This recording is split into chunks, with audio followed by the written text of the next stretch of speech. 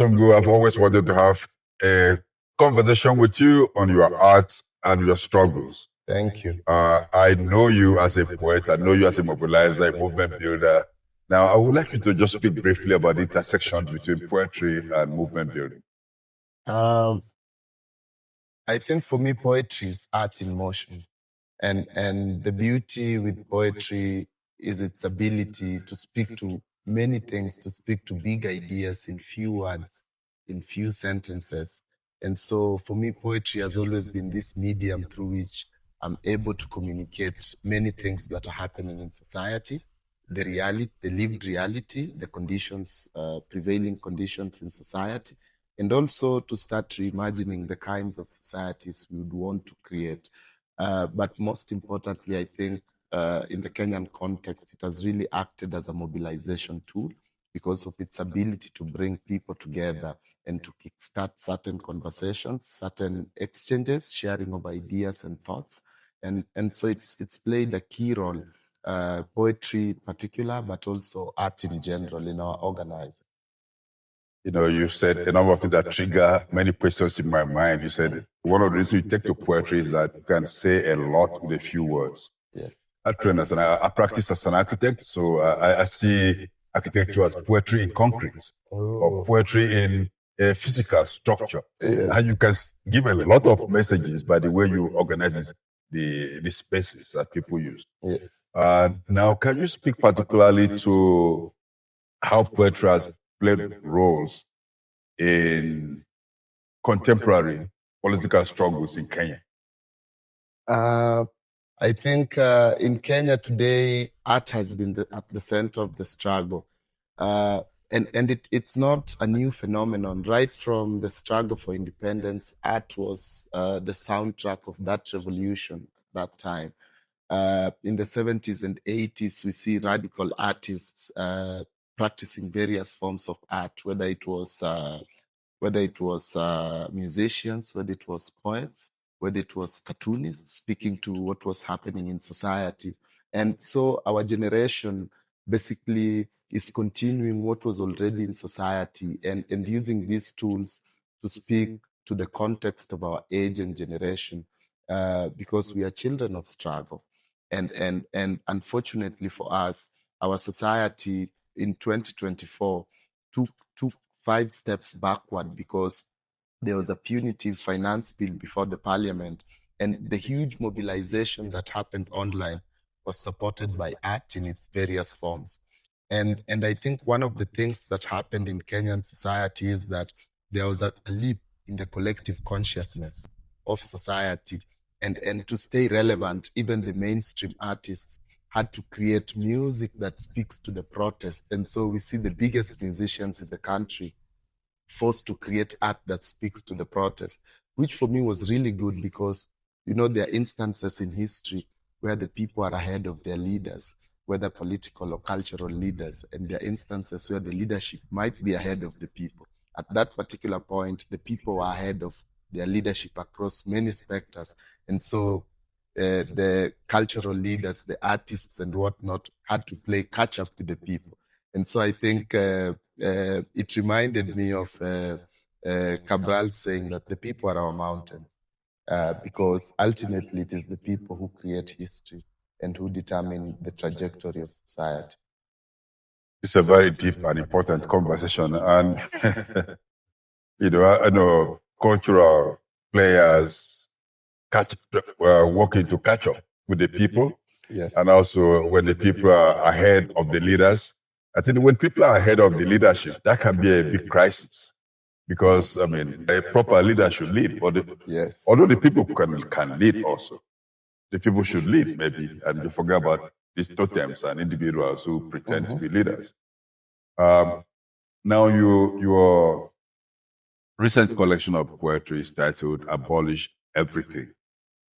If we abolish everything, what would we have? What would happen in that context? If we abolish everything, we have to have a new society. The context within which the poetry was written is at a general level, the Pan-African context, but specifically focused on Kenya. And Kenya, like I mentioned earlier, is a neo-colonial state. The neo-colonial state is created in the image of the colonial state. It every day subjects our people to poverty. It subjects our people to humiliation. It subjects our people to death. And so, for example, last year we were out on the streets in Kenya and we lost over 60 of our comrades and compatriots. And this year, in June, when we again called for protests to demand justice for those who were killed, the state responded with violence and killed another around 70 of us. Oh, no. Yeah. And so we then see that this state does not value the sanctity of human life. And so for us, abolishing everything then means to abolish this neo-colonial state, to abolish all these structures in society which condemn us to poverty, and to create new worlds, to create worlds where we can have peace, where we can have justice, where we can have, most importantly, our dignity as human beings. Because we are not asking for anything too special. No one is asking to be given a jet to go to the Bahamas. Our people only asking for healthcare.